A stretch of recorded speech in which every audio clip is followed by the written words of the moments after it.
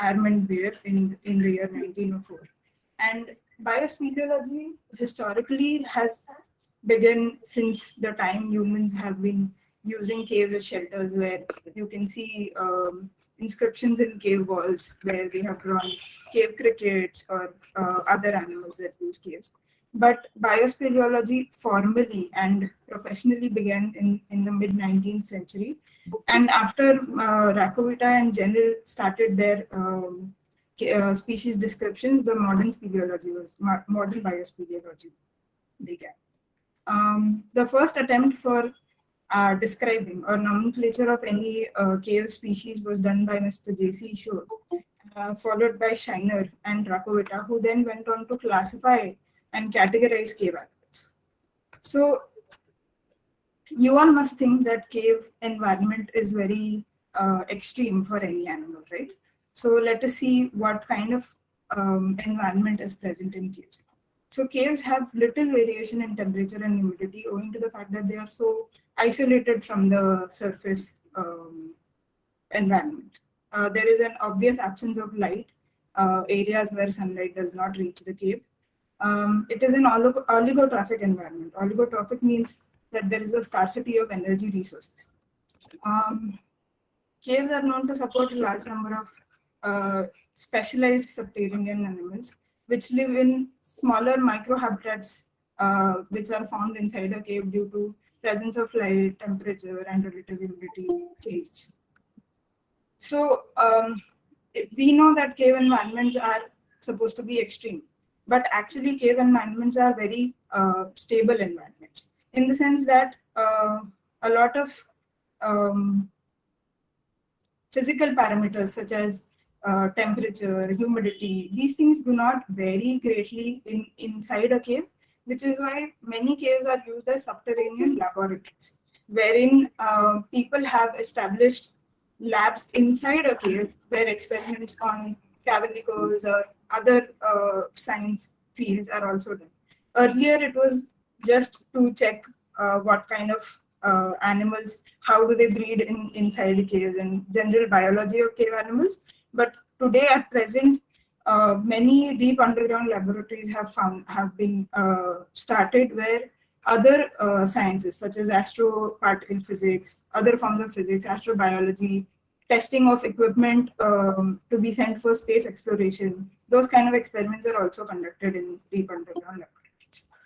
Now, coming to the habitats where animals live in caves. So there is two types of habitats, obviously: solid media or terrestrial habitat, and liquid media or aquatic habitat. In solid media, you can find habitats such as natural cavities, crevices inside these cavities, artificial cavities such as mines, and soil in itself. In liquid habitat, there is subterranean rivers, that is water that seeps into the subterranean habitat from the surface habitat. Then there is underground lakes and pools that are formed by such rivers entering the caves. And there are something called as gores, which is in a small pool which is surrounded by a wall of stalagmites. Stalagmites are those cave growths which form from the bottom of the surface, from the bottom of the cave. Let's have a look at a typical cave habitat. Here you can visualize what kind of structure any cave must have. So as you can see, there is a surface habitat, then there is a surface and subterranean interface, and there is a deep subterranean habitat. So this surface habitat is our regular above ground habitat, where you have trees, you have direct sunlight. Then there is surface and subterranean interface. This is also called as an ecotone, which is a transition between a surface and a subterranean habitat. So here you will still find that there is some sort of a direct or indirect sunlight. Then there is a deep subterranean habitat, which is just as you can see in this image, there is little to no light in this area, in this region. The energy resources are also decreasing as you go further into the subterranean habitat, and the climatic stability is increasing. So as you go from a surface to a subterranean habitat, the climatic stability increases because there are no external forces acting upon these climatic parameters. So, like we saw in the previous slide, cave zones can majorly be divided into three categories: entrance zone, twilight zone, and dark zone. Now, these zones have been categorized based on the light that is present in these habitats, major. So, as you can tell, at the entrance zone, it is typically at the mouth of the cave. Mouth of the cave can be anywhere on the top of the land or on the side, or you can just walk in or something like that. So the entrance zone is the zone that gets direct sunlight. So it may not obviously be at all times of the day, but at some point in the day it will get some sunlight. So you can obviously see some floral diversity here. Again, since it is so highly influenced by outside parameters, there is a high variation in temperature and humidity. It is the entrance zone is known to be occupied by accidental or facultative fauna. Accidental fauna is animals such as bears that or civets in our cases that can accidentally be found in the entrance zone of a cave, not specifically in search of a cave or to use the cave. Then in twilight zone acts uh, uh, as an intermediate between entrance and dark. So in twilight zone, you can find some indirect sunlight. It may not be a direct ray of sunlight, but you can still see things in the twilight zone. So there is light in the twilight zone.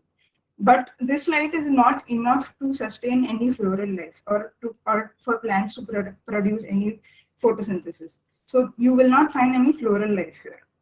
Then again, there is less variation in temperature and humidity, and it is again occupied by facultative fauna. For example, bats or not bats, swiftlets. These are found in twilight areas because they are not completely adapted to living in the dark zone, which is completely devoid of light. There is no light in the dark zone. So unless the species is completely adapted to living in a no light area, those kind of species are found in the twilight zone. So, like I already mentioned, in the dark zone, you have no light. The temperature and humidity is almost constant. There may be as much as a 1% variation in the temperature and humidity. It is completely unaffected, not completely, but it is unaffected by outside elements such as wind or light or factors like that. In some cases, it might also be devoid of oxygen. Now, this dark zone is the one that is occupied entirely by troglobites or obligate cave fauna. Obligate cave fauna are those which are found entirely found to live their entire life cycle in caves. So I have mentioned a few terms initially like troglobites. So we will now understand what are the types of cave fauna. So cave fauna classification was done by Shiner and then revised by Rakota, which is now still followed. There are three major types: troglozine, troglophile, and troglobite.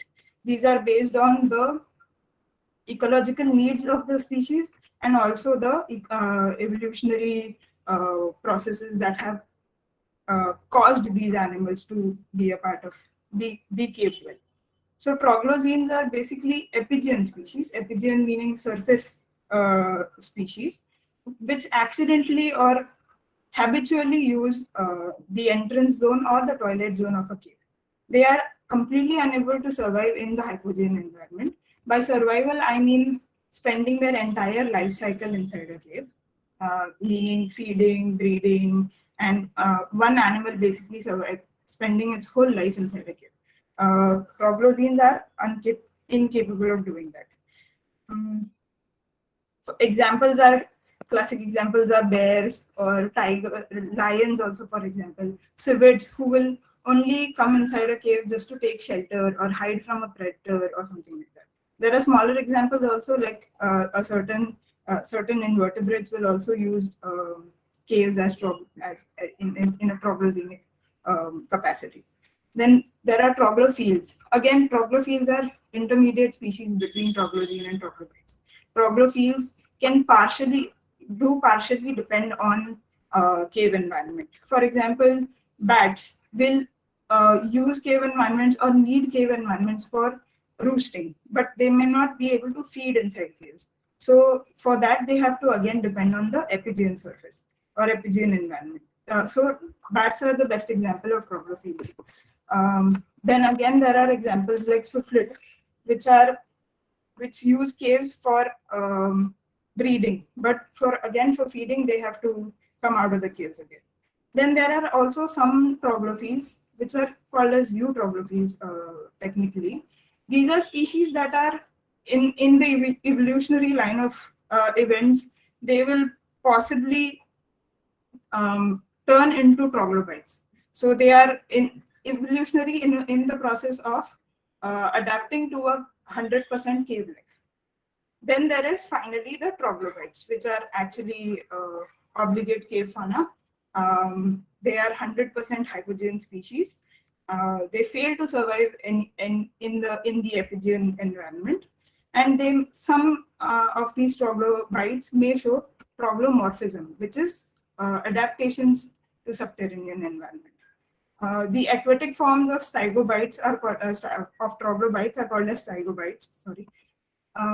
So let us see some of these troglomorphisms. The most famous one that we all know of is anophthalmy, which is loss of sight or absence of eyes in an organism. Then there is depigmentation, which is the second most famous adaptation of cave life, wherein animals lose their color. They do not essentially turn white, they just lose the pigmentation in their bodies. Then there is also apterism. Apterism is basically loss of wings. So insects like crickets or some other organisms that may live in cave can lose their ability to fly. Then there are also some smaller changes in the body form or in the appendages according to the type of microhabitats that these insects or these arthropods will use inside the caves. Now, troglomorphism is not a default setting for any troglobite. There are also exceptions where a particular species of fish is known to have larger eyes than its epigean alternative, which lives entirely in caves. So there are obviously no default troglomorphisms that are observed in troglobites. So now coming to, since we know that there are no plants in caves, what are the energy resources that these cavernicoles depend on? So the most obvious one is chemoautotrophy. So you might know that some bacteria can convert chemical energy from chemical bonds, inorganic chemical bonds, into biological energy. So that is the first type of energy source that is present in caves. Then there are different types of sources that enter the caves from a surface environment, such as percolating water or flowing water. Percolating water is the kind of water that if your cave is under a piece of land which has I'm sorry, you can understand that this is seeping water which drops into the cave basically. Percolating water is also an example of formation of stalagmites and stalactites. So these waters flowing or percolating are known to carry some sort of organic resource with them. These organic matter is used as a food source in the caves by cave dwelling organisms. Then there are sources such as wind and gravity also. बात कर रहा था तुमसे थोड़ी ना बात कर रहा था इतने के बाद. Dhansha, can you mute them? Yeah. So the wind sources can bring in fallen leaves or twigs or fruits or aerially dispersed invertebrates inside the cave, which will ultimately act as an energy source. Then there are roots which will penetrate the rocks and enter caves. As you can see in this last image, This is a network of roots which provides energy to cave animals. Then the most abundant source is movement of animals inside caves. So bats, for example, can form large colonies inside a cave, and their excreta, or the remains that they drop while roosting in the cave, forms something called as guano. Guano is basically the excreta of bats, which over a period of time gets turned into a very important energy source for many different types of invertebrates. So you can see that there are specializations in caves, but there are even further specializations in guano fauna. So some kind of species you can find only in guano inside caves. So now coming to cave fauna in Andaman. So this is something that I have compiled from the time that I have spent in caves in Andaman. So we have in Andaman different types of cave fauna, both vertebrates and invertebrates. So in vertebrates we have birds, bats, civets are known to use caves as shelter. Then there are rodents, there are fish, frogs, toads, lizards, and geckos also. And invertebrates are the most dominant group, obviously, with spiders and crickets being most dominant, and in guano fauna, maybe flies and another type of other type of spiders being prominent. Then we have the iconic species edible nest swiftlet, which dwells in caves and uses caves for nesting. There is another species called glossy swiftlet, which uses the caves for nesting. Then there are smaller species such as flies, centipedes, millipedes, moths, worms, crabs, which we have found in caves. We have also found aquatic species such as shrimps, amphipods, and fish inside caves in Andaman. These are some of the pictures of that we have taken from our cave fauna surveys in Andaman. So here you can see this is a glossy swiftlet nesting on a cave wall. Then there are spiders, centipedes, bats. This is so I'd like to tell you about the species of shrimp that we described recently, called Caridina ravisankarani. This is named after the ornithologist Ravi Sankaran, who started cave fauna work in Andaman actually. So Caridina ravisankarani is found in one cave on an island called Interview Island. Interview Island is a large, one of the bigger islands in Andaman, which is also a protected area. It's a wildlife sanctuary. So there are these kind of streams and pools inside the cave where you can find these shrimps. So during one of our surveys, we found the shrimp using this pool and also the streams, and they were also found to be breeding inside the caves. So we collected a few specimens, we identified them, and accordingly described it as Caridina ravisankarani. Here in this image, this is the shrimp actually, and these white lines that you could see are the shrimp in its natural habitat. So this shrimp does not actually show direct signs of troglomorphism, but it is possibly a troglobite. So it's a eutroplophile. If you remember when I told you that there are types of eutroglophiles are future troglobites. So somewhere down the line, this species will adapt to entirely live inside caves and become a troglobite. Then these are some of the food sources that we have recorded in Andaman Islands. So as you can see in the photos, there is fungus which grows on bat guano. Bat guano and swiftlet guano is a major source of food inside caves of Andaman. Then there are civet scats or rotten scats, or even dead or decaying bats, birds are found in Andaman caves. Then this terrestrial isopod of the family Armadillidae is found. You can see them in large numbers on bat guano.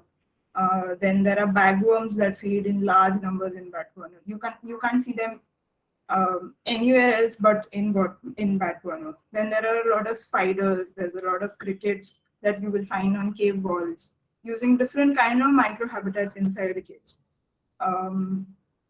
Yeah. So finally, to talk about the threats that these subterranean habitats or subterranean organisms face. As you may already know that troglobites and psychobites are highly restricted in terms of distribution and are also rare. So it may happen that one cave has only one type of troglobite, or one troglobite is found in only that one cave. So this is a major threat in terms of endemism of the species. So and they are since the cave environment is so stable, they are very vulnerable to disturbances in the cave environment. So there are a lot of studies that are also happening on what will happen to cave environment in terms of climate change. So these, as you know, that the changes are in temperature is as minute as 1%. So if this change increases by any chance, then these organisms will get impacted. Then the reproductive rate is also low. Human visitation is a major problem in caves because us humans, we are used to go and we see something interesting and we want to touch it, right? We want to see what it feels like. Or even if one person goes inside a cave, there is a massive change in the temperature of the cave. You can see a 2 degree, 3 degree rise in temperature when a person enters a cave.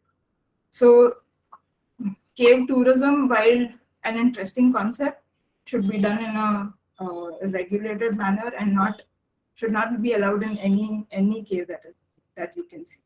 So as you can see here, there are a few international organizations that work towards maintaining a list of species that are at risk, or designating certain caves as priority areas or protected areas, as World Heritage Sites, as national parks.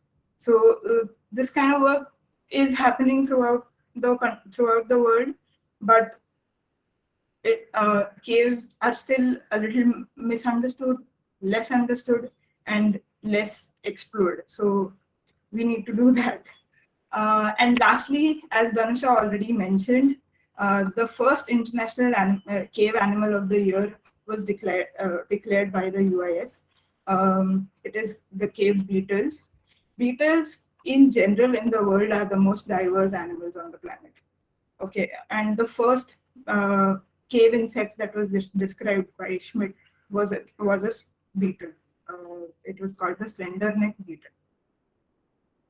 It was discovered in the year 1831 by a cave explorer. So the greatest diversity of stygobites, that is stygobitic disticids. Disticids you may have seen in other water bodies also, like in any stagnant water body, the insects that you see floating on the surface of the water are mostly disticids.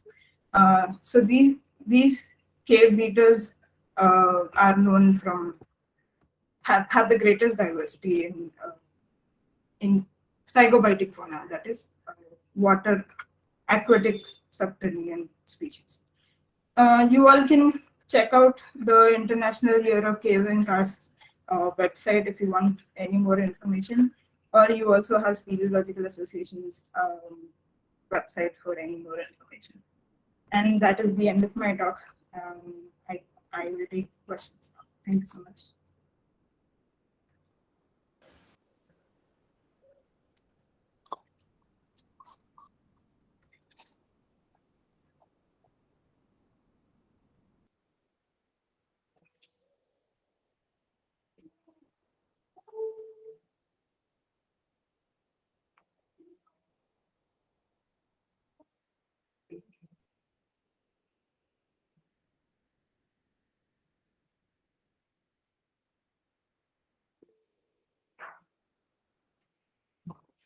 Baba, take over for questions.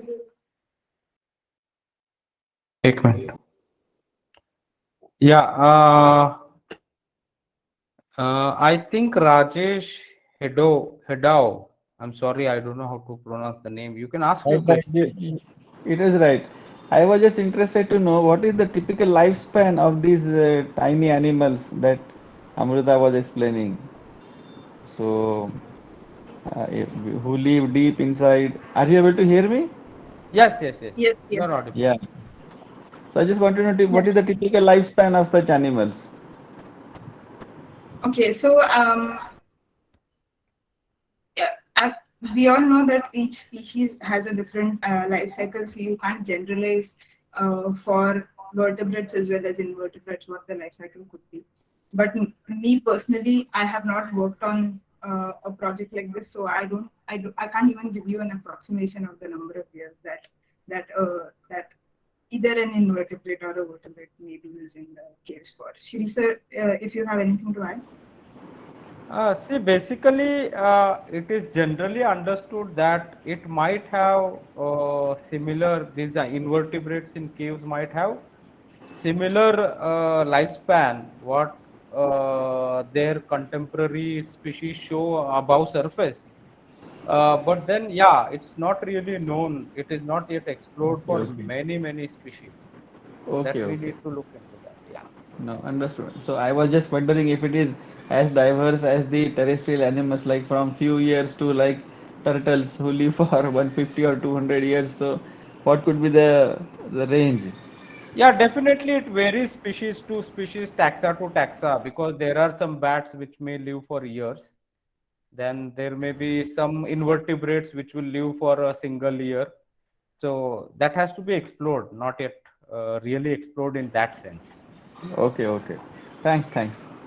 Yeah, well, Also, to add, it may be possible that certain species may have a longer lifespan, but I'm just guessing this because the environments are so stable in caves that it is possible that a certain species might have a longer lifespan. right.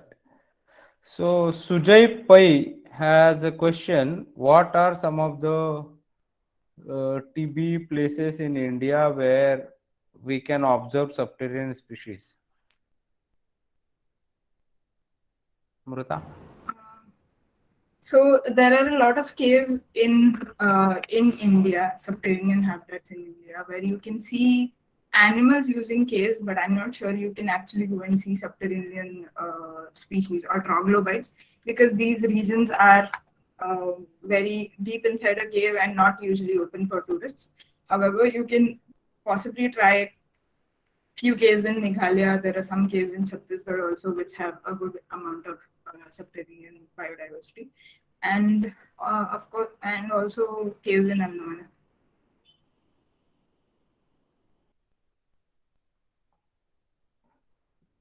Any other questions? So, sir, I can see a question in Q&A area by Abhijit Okay. Jagtap. So, the Okay. question is, any study on ecosystem services from cave-dwelling species apart from bats, like our dependency on these services? So, this is Abhijit's question. I'm sorry, Dhanshu, can you please? Yeah. So, the question is there any study on ecosystem services from cave-dwelling species apart from bats? Okay, I'm not sure whether there are any formal studies that have been done or if there are any publications that you can find. I have not really explored the ecosystem services angle of caves, but like bats provide an ecosystem service in the form of guano, which is used as a fertilizer in many countries. Um, then there are some subterranean habitats which are used for their water. So aquifers and springs are subterranean habitats wherein people draw water for regular use.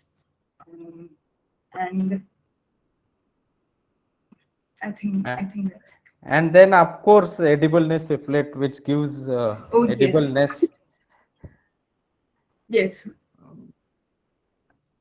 Yeah. Historically, also you can say that caves have provided ecosystem services in the form of shelter to a lot of a lot of our ancestors. Other than that, I would like to add to this. I don't know if Abhijit Jagtab is online. Okay, anyway, so the other thing is these caves, they have a lot of different microorganisms or microfungi which are known to be used in pharmaceuticals, which are known to be a medicinal. And there's a bit work done in India also, and that is another ecosystem service, I would say, to the human beings from the cave dwelling organisms. Is there any other question we have from anybody?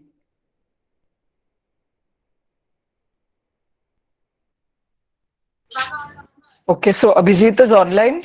Abhijit, yeah. So, do you wish to repeat the question, or you got the answer? No, I got the answer. Thank you. Okay.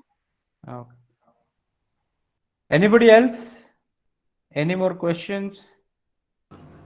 You can also give me some feedback on how you left the talk. If no questions, we can also have a discussion if needed.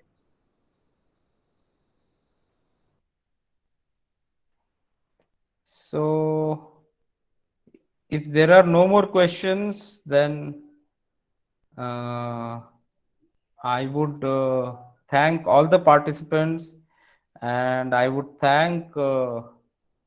love to thank Ms Amruta Dhamorikar for the wonderful talk, wonderful insights, very informative insights about cave fauna. And I know her from years, so I'm sure she will look forward into working in the same field. And I'm really thankful to all the participants who attended patiently, and I could see most of them are still online throughout from the beginning. And thank you all. Thank you, Amruta, for the great session. I thank all of you from the Speleological of India side.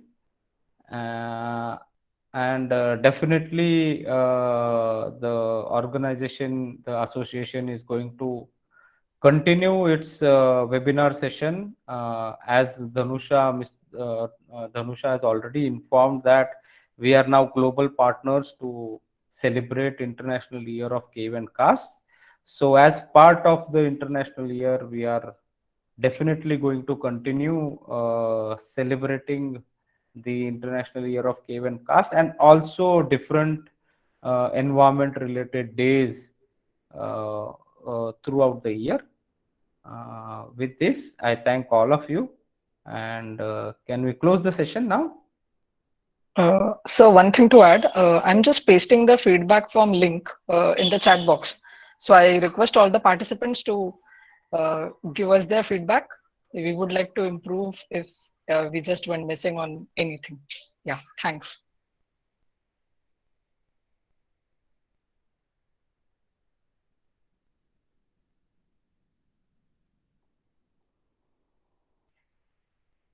It will be great if you all can send your feedbacks, because that is what will help us to improve things, and that's what will help us.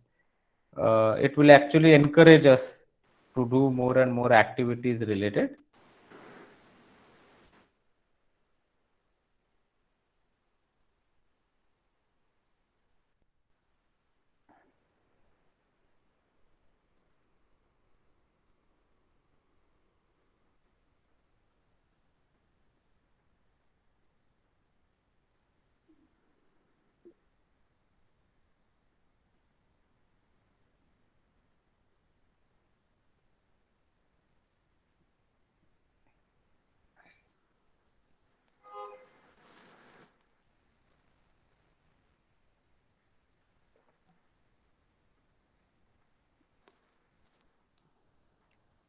So Thank you everyone for it.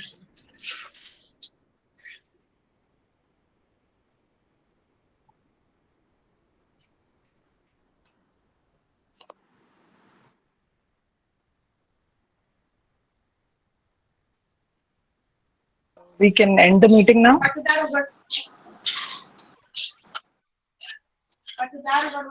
So, Siri sir, I think we can end the meeting now. Yeah, we'll end the meeting. Thanks you Yeah. all of you. Thank you, everyone. Yeah. Yeah, see you soon.